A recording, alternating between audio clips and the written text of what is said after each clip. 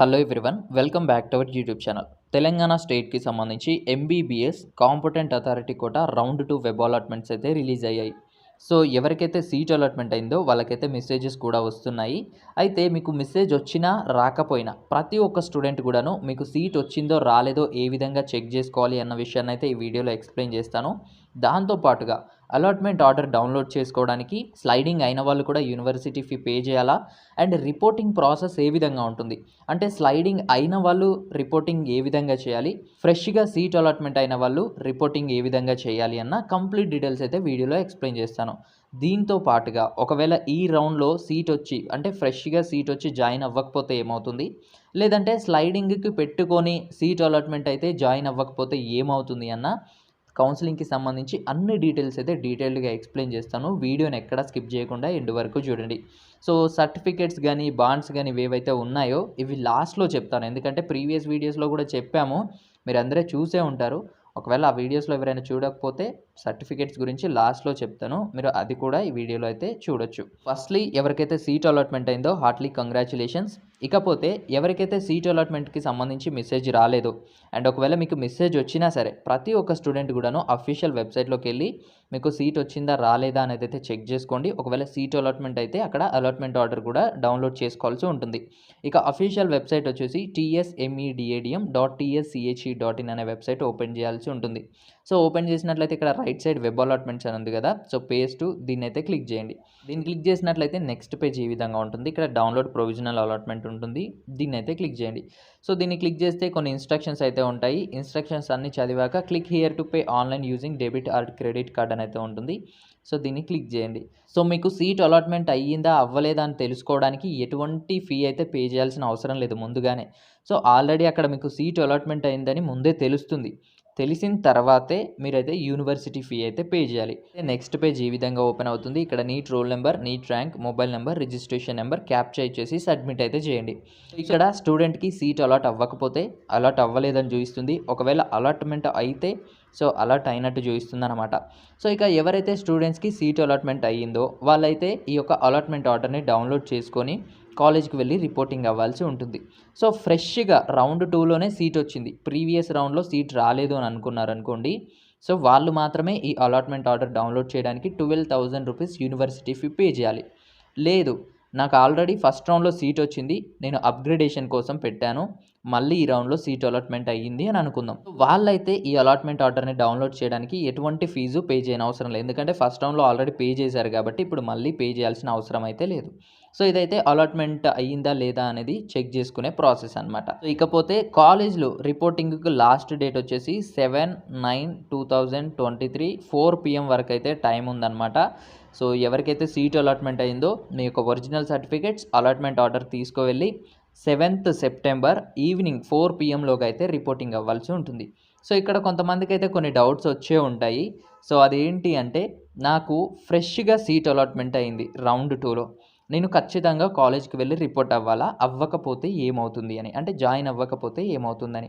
So మీకు ఫ్రెష్గా round 2లో సీట్ అలాట్మెంట్ అయితే మీరు కాలేజ్లో జాయిన్ అవ్వకపోతే మీరు ఫర్దర్ రౌండ్స్ ఆఫ్ కౌన్సిలింగ్కి అయితే నాట్ ఎలిజిబుల్ అనమాట.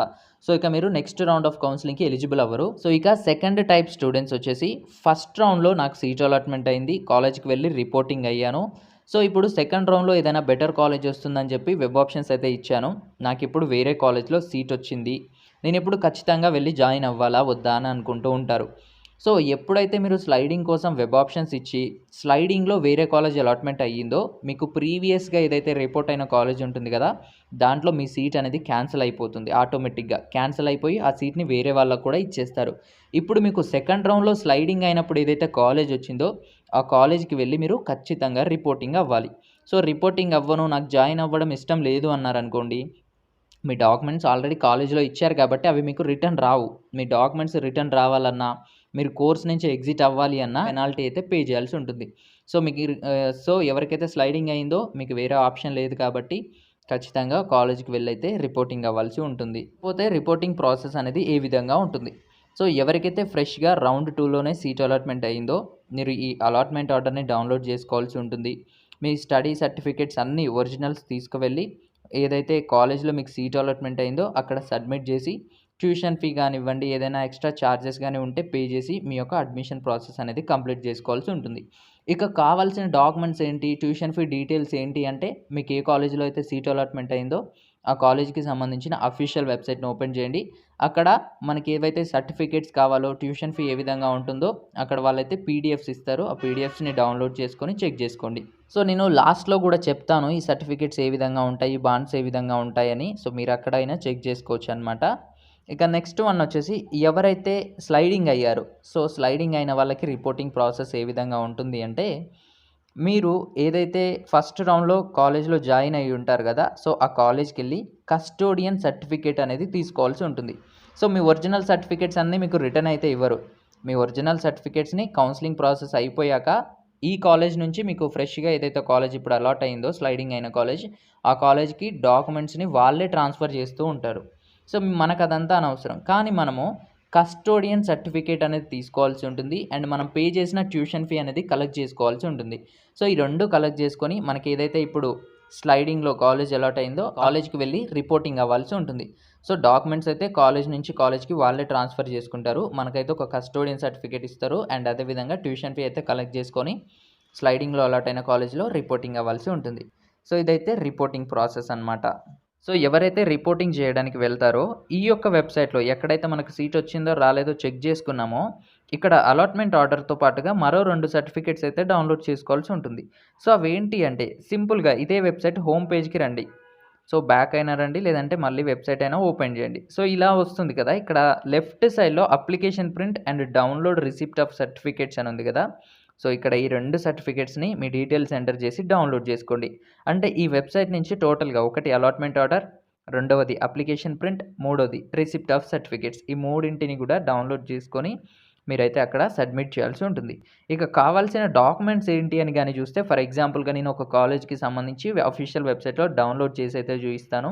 సో, నేనైతే ఒక మెడికల్ కాలేజ్‌కి సంబంధించిన డీటెయిల్స్ అయితే చూయిస్తున్నాను. మీరు ప్రతి ఒక్కరు కూడాను మీకు ఏ కాలేజ్‌లో అయితే సీట్ అలాట్‌మెంట్ అయిందో ఆ కాలేజ్‌కి సంబంధించిన అఫీషియల్ వెబ్‌సైట్‌లో ఇలాంటి పీడీఎఫే ఒకటుంటుంది. దాన్ని డౌన్‌లోడ్ చేసుకొని దాంట్లో ట్యూషన్ ఫీ కావచ్చు, సర్టిఫికేట్స్ కావచ్చు, బ్యాంక్ డీటెయిల్స్ కావచ్చు ఉంటాయి. సో, మీకు ఏ కాలేజ్‌లో సీట్ అలాట్‌మెంట్ అయితే ఆ కాలేజ్‌కి సంబంధించిన అఫీషియల్ వెబ్‌సైట్ నుంచి అయితే డౌన్‌లోడ్ చేసి చెక్ చేయండి. సో, ఇక్కడ ట్యూషన్ ఫీ గాని చూసుకుంటే మనకి రూ. 60,000 అయితే ఉంది. అండ్ మనకి ఏ కేటగిరీలో ఎంబీబీఎస్ సీట్ వస్తే రూ. 60,000 ఏ కాలేజ్‌లో అయినా.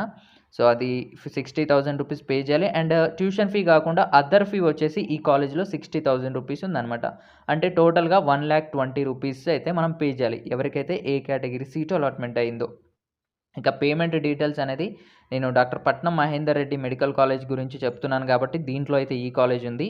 సో, మీకు ఏ కాలేజ్‌లో సీట్ అలాట్‌మెంట్ అయితే మీరు ఆ కాలేజ్‌కి సంబంధించి ట్యూషన్ ఫీ అయితే తీయాల్సి ఉంటుంది. సో, ఇక కావాల్సిన సర్టిఫికేట్స్ వచ్చేసి మీరేదైతే ట్యూషన్ ఫీ పే చేస్తారు కదా! ఆ ట్యూషన్ ఫీకి సంబంధించిన రిసిప్ట్స్ అయితే కావాల్సి ఉంటుంది. Neat admit card, NEET rank card, KNR UHS allotment order. మీకు ఇప్పుడు ఏదైతే అలాట్‌మెంట్ ఆర్డర్ అయ్యిందో, సో, అలాట్‌మెంట్ అయిందో దానికి సంబంధించిన అలాట్‌మెంట్ ఆర్డర్ ప్రొడ్యూస్ చేయాల్సి ఉంటుంది. అండ్ అదేవిధంగా ఎస్ఎస్‌సి 10థ్ క్లాస్‌కి సంబంధించిన లాంగ్ మెమో అండ్ ఇంటర్మీడియేట్‌కి సంబంధించిన long memo, transfer certificate TC ఉంటుంది కదా! టీసీ కూడా సబ్మిట్ చేయాల్సి ఉంటుంది. అండ్ అదేవిధంగా 6థ్ నుంచి ఇంటర్మీడియేట్ వరకు మీ యొక్క బోనాఫైడ్స్ గాని, స్టడీ కండక్ట్స్ గాని ఉంటాయి గదా! అవి కూడా మీరైతే సబ్మిట్ చేయాల్సి ఉంటుంది. ఇక 9థ్ అండ్ 10థ్ వన్ వచ్చేసి బాండ్స్ అనమాట. సో, ఈ బాండ్స్ ఏంటి అంటే ఒకటి మనం ఈ కాలేజ్‌లో జాయిన్ అయిన తర్వాత ఎటువంటి కారణాల చేతైనా కోర్స్‌ని డిస్కంటిన్యూ చేస్తే పెనాల్టీ అయితే పే చేస్తాము అని చెప్పి ఒక రూ. 100 నాన్ జ్యుడిషియల్ స్టాంప్ పేపర్ మీద నోటరీ అయితే ఇవ్వాల్సి ఉంటుంది. అండ్ అదేవిధంగా bonds for genuinity of certificates అంటే మనం సబ్మిట్ చేసే ప్రతి సర్టిఫికేట్ కూడా ఒరిజినల్, ఫోర్జరీ కాదు. అవన్నీ జెన్యూన్ సర్టిఫికేట్స్ అని చెప్తూ ఒక బాండ్ పేపర్ అయితే ఇవ్వాల్సి ఉంటుంది. వాటి ఫార్మాట్స్ కూడా నేనైతే చూయిస్తాను మరికొద్ది సేపట్లో. ఇక ఎవరైతే స్పెషల్ రిజర్వేషన్స్ ఉంటాయో, ఆ స్పెషల్ రిజర్వేషన్స్ ఉంటే ఏ రిజర్వేషన్ అయితే ఉందో దానికి సంబంధించిన సర్టిఫికేట్స్ ప్రొడ్యూస్ చేయాలి. అదేవిధంగా ఎవరికైతే క్యాస్ట్ సర్టిఫికేట్ అంటే ఇది కూడా అప్లికబుల్ అయిన స్టూడెంట్సే అనమాట. క్యాస్ట్ సర్టిఫికేట్స్ కావచ్చు, మైనారిటీ సర్టిఫికేట్స్ కావచ్చు, ఈడబ్ల్యూఎస్ కావచ్చు, లేదంటే ఇన్‌కమ్ సర్టిఫికేట్ ఇవన్నీ కూడాను అప్లికబుల్ అయిన స్టూడెంట్స్ తీసుకెళ్తే సరిపోతుంది. లేదు నాకు స్పెషల్ రిజర్వేషన్ లేదు, నాకు కేటగిరీతో కూడా సీట్ అలాట్‌మెంట్ అవ్వలేదు, లేదంటే నాకు మైనారిటీ కూడా అప్లికబుల్ కాదు అని అనుకుంటే ఇవన్నీ కూడా మీరు సబ్మిట్ చేయాల్సిన అవసరం అయితే లేదు. And at the same time NCC, cap, PMC, Anglo Indian ఇవి కూడా ఎవరికైతే అప్లికబుల్ అవుతాయో వాళ్ళు తీసుకెళ్ళండి. అప్లికబుల్ అవ్వకపోతే అవసరం అయితే లేదు. పోతే రెసిడెన్స్ సర్టిఫికేట్ కావచ్చు, లేదంటే ఎంప్లాయ్‌మెంట్ సర్టిఫికేట్ కావచ్చు, ఇవి 2 కూడాను అప్లికబుల్ అయిన స్టూడెంట్స్ మాత్రమే తీసుకెళ్ళండి. ఇక ఆధార్ కార్డ్ స్టూడెంట్‌ది అండ్ పేరెంట్‌ది కూడా అక్కడ మనం సబ్మిట్ చేయాలి. మిగ్రేషన్ సర్టిఫికేట్ అప్లికబుల్ అయిన స్టూడెంట్స్‌కి సబ్మిట్ చేయాలి. లేదంటే అవసరం లేదు. ఈక్వివాలెన్స్ సర్టిఫికేట్ కూడా అప్లికబుల్ అవుతేనే. ఇక రిసిప్ట్ ఆఫ్ సర్టిఫికేట్స్ అంటే ఇంతకుముందు చెప్పాం కదా! అక్కడ రిసిప్ట్ ఆఫ్ సర్టిఫికేట్స్‌కి సంబంధించి ఒకటి డౌన్‌లోడ్ చేసుకోవాలి అని చెప్పి. సో, అదైతే డౌన్‌లోడ్ చేయాలన్నమాట.